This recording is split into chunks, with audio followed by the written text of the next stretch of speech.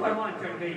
उस आदमी की आज भी वही सोच है तो तरक्की करते हुए कौम को ये सबक पढ़ाना चाहते हैं कि लोगों, जब तक उठोगे नहीं, जब तक काविश नहीं करोगे, जब तक हिम्मत नहीं करोगे। मैंने शुरू में यही आयत मुबारक पढ़ने और आपने समाज करने का शर्त हासिल किया। अल्लाह ताला ने आज तक उस कौम की हालत नहीं बदली।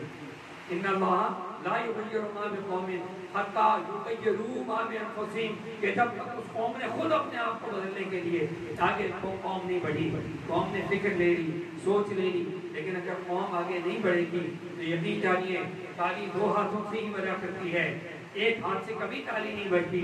उसने आवाज दी, सदा बुलंद की, लेकिन अगर हमने उसकी आवाज के साथ अपनी आवाज को ना मिलाया तो ऐसे ही 32 की जगह अल्लाह ना करे बगैर तब्दीली के हम 64 की सालगिरह मना रहे होंगे, लेकिन तब्दीली नहीं आएगी। मेरे मौजूद दोस्तों, जब तक आपने आगे बढ़ के हाथ ना बढ़ाया, जब तक आपने इस फिक्र पर लबैक ना कहा, जब तक आप आगे बढ़ के इस फिक्र के लिए अपना किरदार अदा न करते रहे, यकीन जानिए तब्दीली नहीं आएगी। सरकार दो आलम अलैहिस्सलाम क्या आपसे पहले कमो बेश 1,24,000 दिया, जब तक उम्मत और कौम ने साथ नहीं दिया वो आगे नहीं चले। सरकार दो आलम मैं किसी की ताकत की बात नहीं कर रहा, मैं तरतीब ज़माना की बात कर रहा हूँ, मैं निज़ाम ज़माना की बात कर रहा हूँ कि सरकार दो आलम अलैहिस्सलाम भी जब तब्दीली लेके आए तो आपके साथ कौम थी। हाँ, कौम साथ दे तो अल्लाह ताला 313 को भी हजारों की बढ़ते दिलवा दिया करता। लेकिन जरूरत इस चीज की होती है कि कौम घर बैठकर महज टेलीविजन पे बैठ के नारे बुलंद ना करती रहे, महज टेलीविजन पे बैठ के दाद ना देती रहे। कौम जब तक आगे ना बढ़े उस वक्त तक कभी जमाने में और दुनिया में इनकलाबात नहीं आया करते। डॉक्टर ताहिर कादरी ने अपना काम कर लिया और आज भी कर रहे हैं। अगर हमने काम ना किया तो यकीन जानिए तब्दीलियां नहीं आएंगी, इनकलाब नहीं आएगा, ये आपको और हमारा ख्वाब रह जाएगा।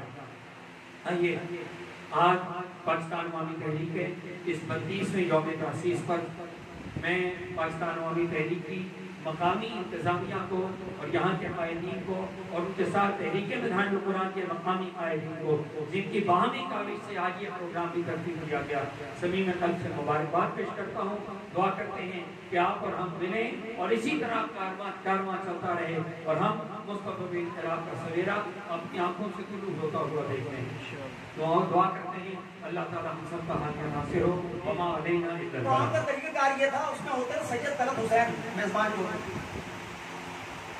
तो वो बुलाते थे हर जमात के सरबराह को और जमात का सरबराह आने के बाद अपना मंशूर पेश करता था।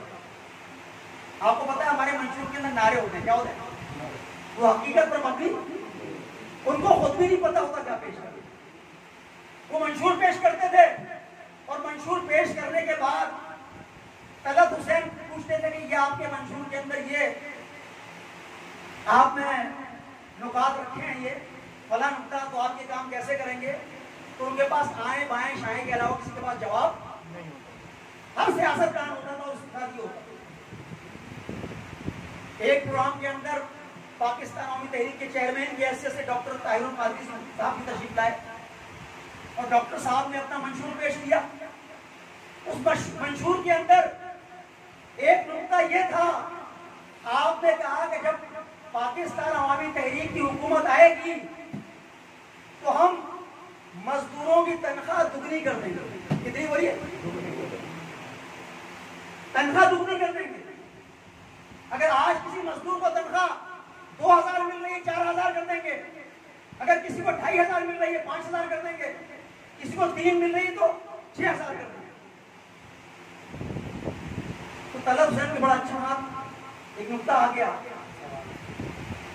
उसने सारा मंशूर सुनने के बाद कहा कि डॉक्टर साहब, यहाँ तो जब कोई गवर्नमेंट आती है तो वो कहती है खजाने में पैसा, खजाना खाली है, तो यहाँ तो जो तनख्वाहें मिल रही हैं, जो रखी गई हैं, वो देने के पैसे नहीं हैं। तो आपने इतनी बड़ी बात कर दी कि पूरे मुल्क के मजदूरों की तनख्वाहें दुगनी कर देंगे, तो वो आप कैसे करेंगे? डॉक्टर साहब ने मुस्कुराते हुए कहा कि आपने बहुत अच्छा सवाल किया। आपने कहा कि हमारे यहाँ